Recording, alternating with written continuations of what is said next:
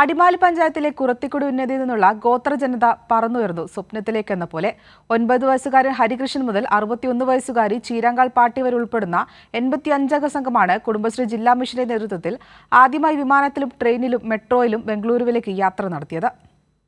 ഗതാഗതം പോലും അന്യമായ കുറത്തിക്കുടിയിൽ നിന്ന് കുട്ടികളെയും കുടുംബശ്രീ അംഗങ്ങളായ വനിതകളെയും വിമാനത്തിൽ കയറാൻ കൊണ്ടുപോകുമെന്ന് പറഞ്ഞപ്പോൾ ഇവർക്കതൊരു സ്വപ്നമായി മാത്രമേ കാണാൻ സാധിച്ചുള്ളൂ.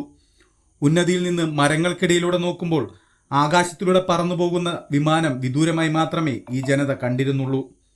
കുടുംബശ്രീ ജില്ലാ മിഷന്റെ കുറത്തിക്കുടി പട്ടികവർഗ പ്രത്യേക പദ്ധതി പ്രകാരമായിരുന്നു ഗോത്രജനതയ്ക്ക് പുത്തനൊരു യാത്രാനുഭവം സമ്മാനിച്ചത്. അടിമാലിയിൽ നിന്നും ടൂറിസ്റ്റ് ബസ്സിൽ യാത്രയാരംഭിച്ച സംഘം രാവിലെ 5:30 നെടുമ്പാശ്ശേരിയിൽ നിന്നും വിമാനത്തിൽ കയറി ബംഗളൂരുവിലേക്ക് യാത്ര തിരിച്ചു. എയർപോർട്ടിനുള്ളിലെ സുരക്ഷാ പരിശോധനയും മറ്റ് കാഴ്ചകളും എസ്കലേറ്ററിന്റെ ഉപയോഗവുമെല്ലാം ഗോത്രജനതയ്ക്ക് പുതിയ അനുഭവങ്ങളായി മാറി.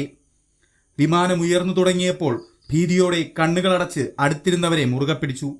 പറന്നുയർന്നതോടെ എല്ലാവർക്കും ധൈര്യമായി. ജനാലകളിലൂടെ ഭൂമിയുടെ വിദൂര ദൃശ്യം ഏവരും ആസ്വദിച്ചു.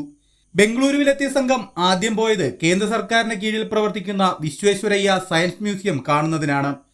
തുടർന്ന് Lalbagh, botanical garden, eastern temple, Vidhan Soudha, market എന്നിവിടങ്ങളിലൊക്കെ സന്ദർശിച്ച് ബംഗളൂരു മെട്രോയിലും കയറി രാത്രി 9 AC ട്രെയിനിൽ ആലുവയിലേക്ക് തിരിച്ചു. ഇടുക്കിയിലുള്ള ബ്രൈറ്റ് ടൂർസ് ആൻഡ് ട്രാവൽസ് ആണ് സംഘത്തിന്റെ യാത്ര കോർഡിനേറ്റ് ചെയ്തത്.